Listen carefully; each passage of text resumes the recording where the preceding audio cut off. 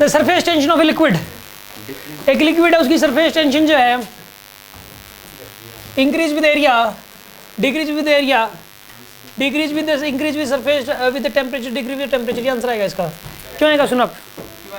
देखो पहली बात तो एरिया पे तो कोई डिपेंडेंसी नहीं है।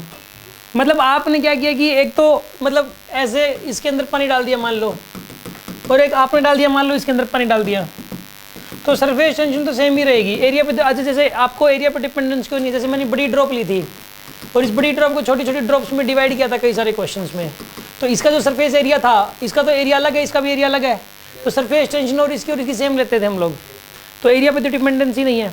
पर एक क्वेश्चन ऐसा भी था कि जैसे कि ना एक फ्रेम है, फ्रेम के ऊपर ये एक दूसरा फ्रेम लगा दिया और इसको हम खींच रहे थे सोप बबल को, ये फिल्म थी एक फिल्म थी ना ये, और इसको हम ऐसे खींच रहे थे, एरिया बढ़ रहा था, तो एरिया बढ़ रहा था तो भी सरफेस टेंशन उतनी रख रहे थे हम लोग। सरफेस टेंशन कहाँ चेंज की थी।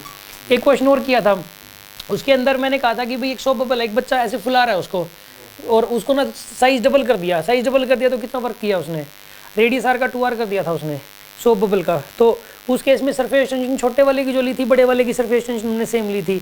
तो कहने का मतलब एरिया पे तो डिपेंडेंस है ही नहीं, एरिया कम कर दो ज़्यादा कर दो इससे कोई फर्क नहीं पड़ेगा, ठीक है ना।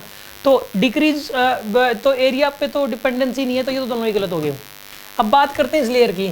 आप एक बात बताओ, पानी को अगर गर्म करोगे तो ये लेयर टूट जाएगी, ठीक है ना, इसकी टेंशन कम हो जाएगी। मतलब ऐसे पानी मतलब ऐसे खबड़ खबड़ करेगा, खबड़ खबड़ समझ रहे हो, उबलेगा, और वो आवाज़ जो करता है और उबलता है तो उसको बोलते हैं खबड़ खबड़ करना, ठीक है। तो वो जब ऐसे करेगा तो ठीक है, हाँ आप बिल्कुल कान लगा के सुनना पे वो खबड़ खबड़ की आवाज़ आएगी। तो इसके अंदर जो ऊपर वाली लेयर है ना वो इतनी मजबूत नहीं रहेगी, वो ऐसे थोड़ी सी ना ऐसे हो जाएगी, मतलब टूटने को हो जाएगी वो लेयर, ये सोचो आप। तो उसकी टेंशन घट जाएगी, इतनी अच्छी सरफेस टेंशन बनी नहीं रहेगी। अब जैसे कि मैंने नीडल को मैंने पानी के ऊपर तरवा दिया था सरफेस के ऊपर, अगर उबलता हुआ पानी होगा उसके अंदर नीडल लगे तो नहीं तैरेगी, वो नीचे डूब जाएगी फिर। क्यों? क्योंकि वो लेयर ही नहीं अच्छे से बनी हुई है पूरी। समझ आ रही है बात आपको? वो लेयर अच्छे से बनेगी कब? जब वो पानी ठंडा होगा, मतलब जितना ज़्यादा ठंडा होएगा उतनी अच्छी लेयर होएगी, ठीक है ना। बात समझ आ रही है कि नहीं आ रही आपको? तो यहाँ पे आएगा डिक्रीज विद द टेम्परेचर। आप इस रिजल्ट को याद कर सकते हो कि अगर किसी लिक्विड का टेम्परेचर जैसे जैसे बढ़ाया जाए सरफेस टेंशन क्या होती जाएगी, इसके अंदर कम होती चली जाएगी सरफेस टेंशन।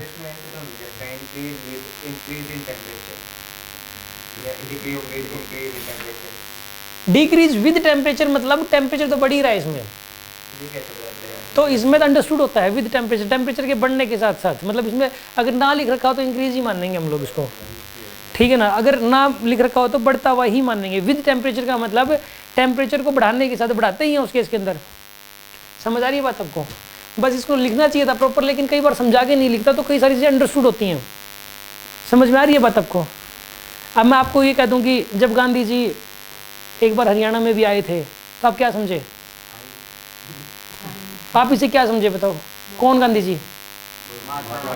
महात्मा गांधी समझे ना, अंडरस्टूड था ना। गांधी पता है कितने हैं? गुजरात में जाओ हर कोई अपने नाम का गांधी लगाता है, राहुल गांधी भी तो है, ठीक है। फिर तो फिर अब अंडरस्टूड था ना वहाँ पे, तो कई बार चीज़ें अंडरस्टूड होती हैं। अंडरस्टूड चीज़ों को जो है ना आप समझ गए होंगे ना।